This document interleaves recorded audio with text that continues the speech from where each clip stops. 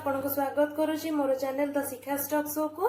वर्तमान खरा दिन आसीगलानी ओडिशा रे खरा दिन बहुत गरम होता है। पेरेंट्स मानक ए टाइम रे बेसी ओरिट देखा मिलता है कि से तांको बेबी मानक एसी रे रखिबे कि न रखिबे, एसीटा तांको पई कंफर्टेबल हबो कि नहीं।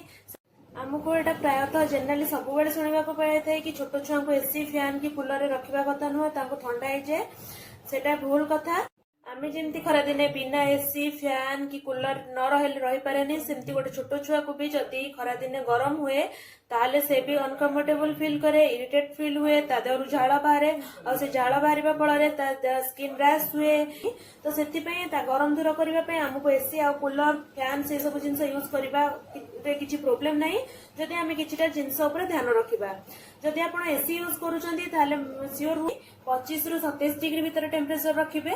आपर जदि आपण को टिके बेबी को रखुचंदी ताले टिके साइड रे रूम रो गोटे साइड रे रख, ताको गोटे फुल स्लीव ड्रेस पिंधांतु जेमति कि तांको हाथ और पाद पूरा भल से घोड़ेई कि थिबो। आ जदि आपण न्यूबॉर्न बेबी को रखुचंदी ताले ताको पूरा छोट पतला कॉटन रो गोटे कैप भी पिंधेई परिबे।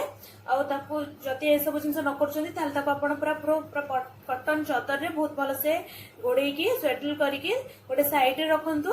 आ जिनस को ध्यान रखु, हठात बेबी को ठंडा रू गरम को नहीं जानतुनी कि गरम जगह ठंडा जगह को आणतुनी।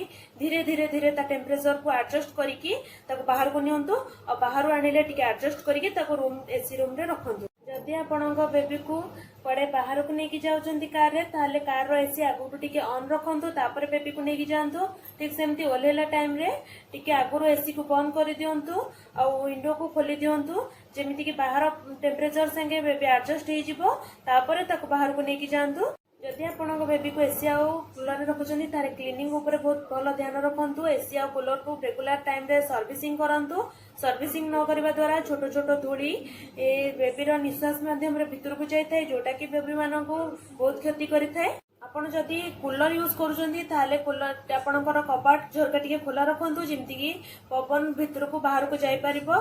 सेमती फैन भी यूज करले कबाट झरका टिके खोला रखंतु, जेमति कि बाहर पवन भीतर को जाय परिबो और भीतर पवन बाहर को आसी परिबो।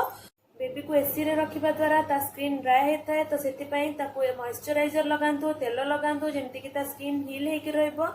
और एसी रे रहबा द्वारा नाक भी बहुत ड्राई हो जाए, तो आपण से नाक रे गोटे गोटे ड्रॉप नाजल ड्रॉप पकांतु, जोटा कि नाकर मॉइस्चराइजर को मध्यम ठीक रखि थाए। जदि आपण मानक आज मोर ए वीडियोटी भल लागिथिबो ताले please like share and subscribe करंतु और रेगुलर अपडेट पई बेल आइकन को प्रेस करंतु। सेति पर्यंत रहिली, नमस्कार।